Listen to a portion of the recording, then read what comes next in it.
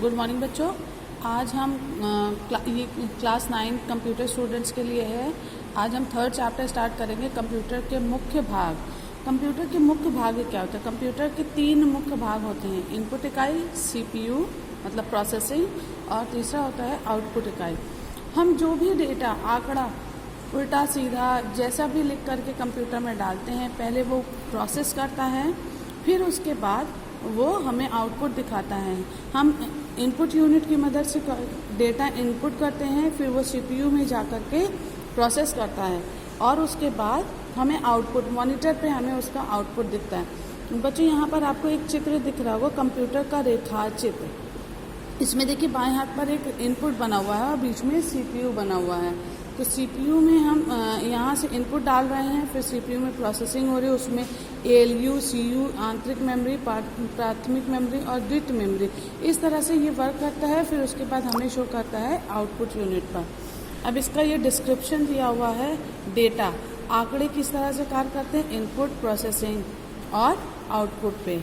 ये प्रोसेसिंग है कि मान लीजिए आप, एक एग्जाम्पल हम आपको देना चाहेंगे इसमें कि जैसे भी हम कोई काम करना चाहते हैं, हम खाना बनाना चाहते हैं, सब्जी बनाते हैं, तो पहले सब्जी, आलू हम लेते हैं, उसे छीलते हैं, तो ये हमारा इनपुट हो गया। फिर जब उसे तेल में डाला, फ्राई किया, तो वो हमारी क्या हो गई, प्रोसेसिंग हो गई। उसके बाद जब वो सब्जी बन के तैयार हो गई तो वो होता है हमारा आउटपुट। इसी तरह से ये कंप्यूटर भी वर्क करता है।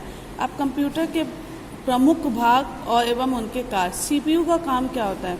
सीपीयू में 3 मेन पार्ट होते हैं, अर्थमेटिक लॉजिकल यूनिट, एएलयू जिसे कहते हैं, दूसरा होता है कंट्रोल यूनिट और तीसरा होता है आंतरिक मेमोरी यूनिट। एएलयू जितने भी अंकगणित, जोड़ घटाना, माइनस प्लस, सब कुछ वो कंट्रोल करता है, और कंट्रोल यूनिट जो प्रक्रिया चल रही है उसको कंट्रोल करने का काम करता है। बच्चों इसको देख लीजिए, आप लोग इसे रीड करिएगा।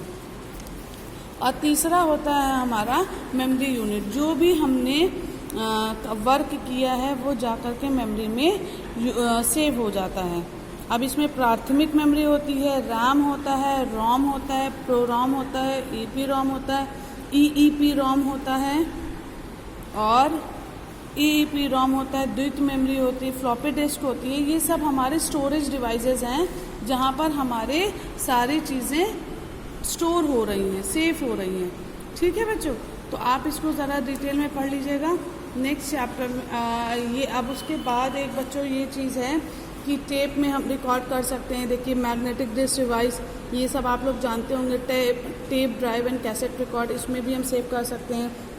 सीडी तो आजकल बहुत कॉमन है। अब ये हमारे इनपुट यूनिट, इनपुट यूनिट क्या होता है? जिनसे हम अपना डेटा डालते हैं। सबसे पहली इनपुट यूनिट हमारी क्या होती है? कीबोर्ड।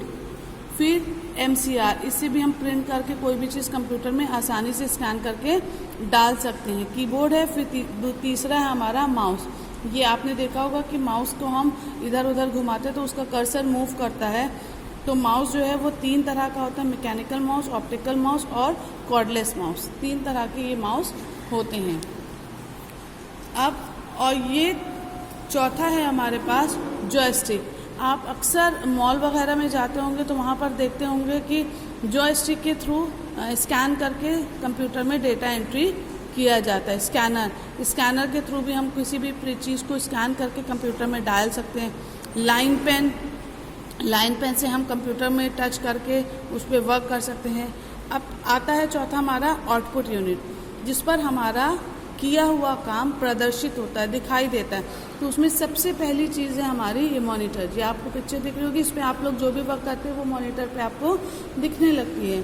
दूसरा है वीडियो प्रदर्शित unit, video display unit, video. अब आप इस तरह का वीडियो भी बना सकते हैं। और तीसरा होता है हमारा प्रिंटर।